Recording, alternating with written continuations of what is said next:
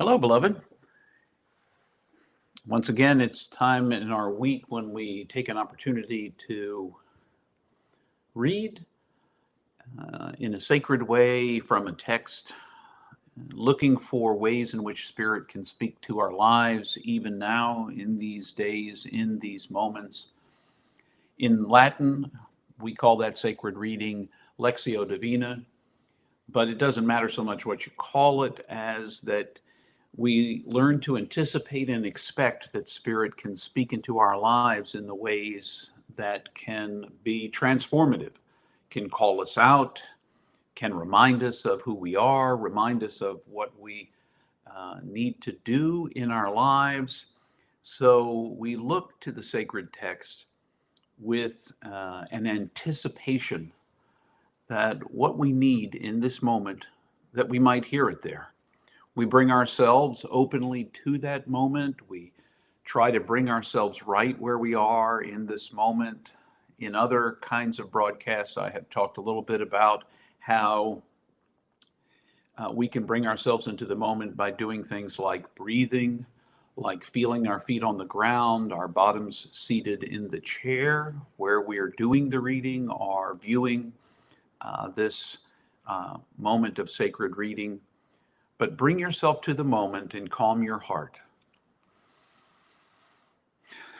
We've been reading our way through the first letter of John, looking for hints about how we can live it out. I encourage you to practice sacred reading in your own life. I do, as a part perhaps of a regular practice.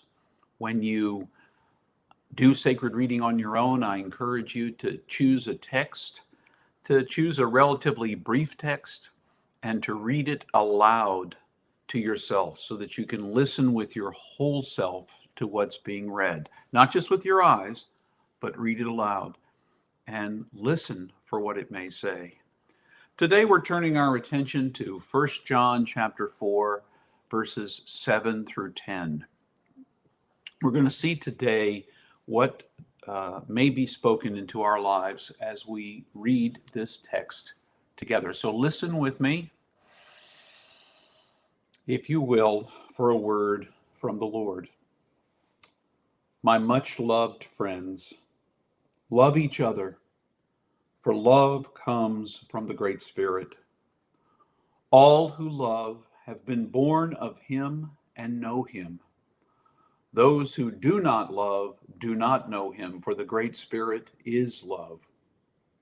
Creator showed his love for us by sending his only Son, who fully represents him, into this world, so that we might live through him. This is love, not that we loved Creator, but that he loved us and proved his love by sending his Son to take on himself the burden of our broken ways.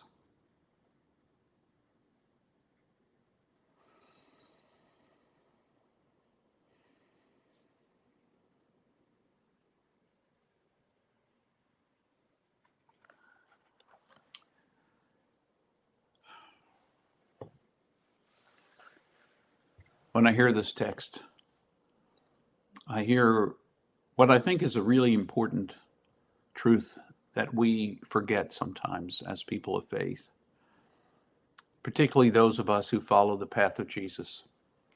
And that is the measure of our lives is not some kind of behavioral code, a moral code, if you will. It is love. And those that love know God. And those that don't love don't know God.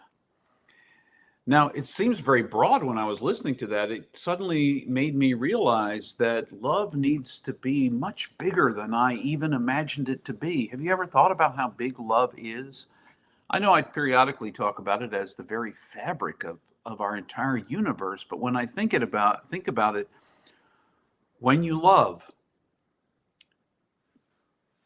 and it appears to be everything, that's a measure of how much you know God.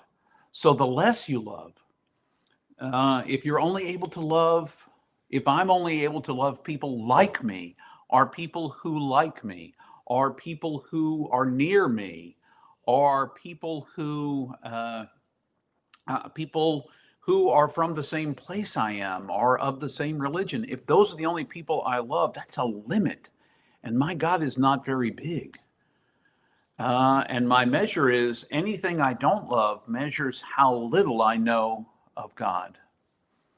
I don't think this was meant to really be a measure, but it tells me if I can love all, then I know God. If I can't love all yet, I've still got a ways to go.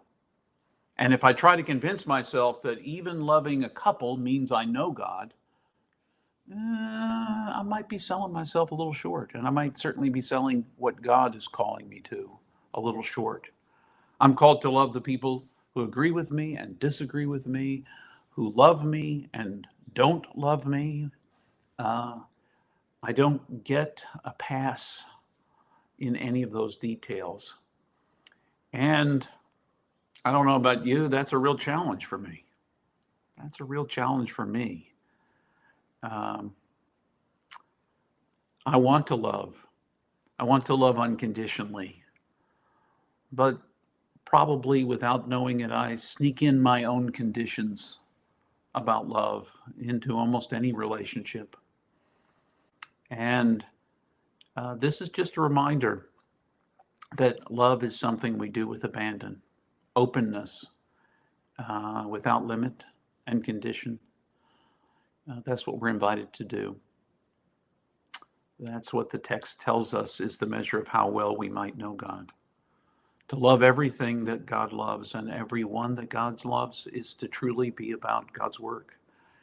And to not love everything God loves and everyone God loves is perhaps to be a little off base. Those are my thoughts. Those are what rose for me as I listened to the text today.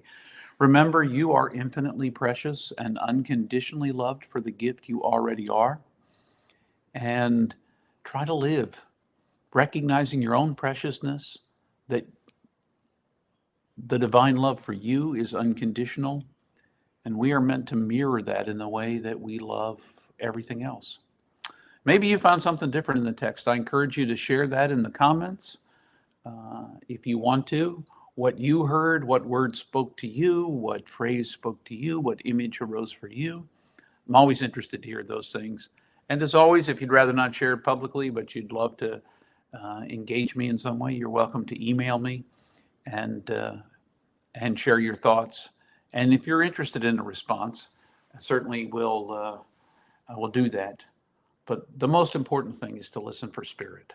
Listen for Spirit, not only in the sacred text, but in all of your life. Until the next time, I wish you all the best.